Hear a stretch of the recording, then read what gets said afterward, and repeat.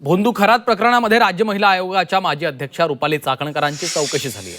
नाशिकमध्ये रविवारी एसआयटीकडनं चाकणकरांची तब्बल 5.5 तास चौकशी करण्यात आली।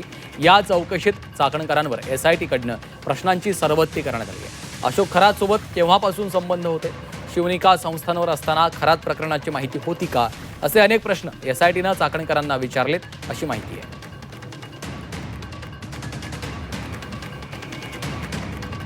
तर चौकशी दरम्यान एसआयटीनं रुपाली चाकणकर यांच्यावर प्रश्नांचा भडीमार केलेला आहे। पाहुयात ग्राफिकच्या माध्यमातून।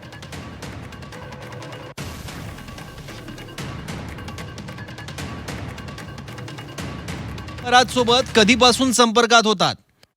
शिवनिका संस्थेवर विश्वस्त असताना तुम्हाला या सर्व गैरप्रकारांची माहिती होती का? अशोक खरात सोबत आर्थिक संबंध आहेत का? अशोक खरात सोबतचे फोटो आणि व्हिडिओ कधीचे आहेत आणि कोणत्या कार्यक्रमातील आहेत? इतर राजकीय नेते मंडळी कोणाच्या सांगण्यावरून मंदिरात येत होती? शिवनिका संस्थांच्या माध्यमातून आर्थिक व्यवहार सुरू होते का? खरातचे आर्थिक व्यवहार कोणकोणत्या बँक अकाउंटमधून झाले आहेत? हे सर्व प्रश्न चाकणकरांना एसआयटीने विचारल्याचं बोललं जात आहे।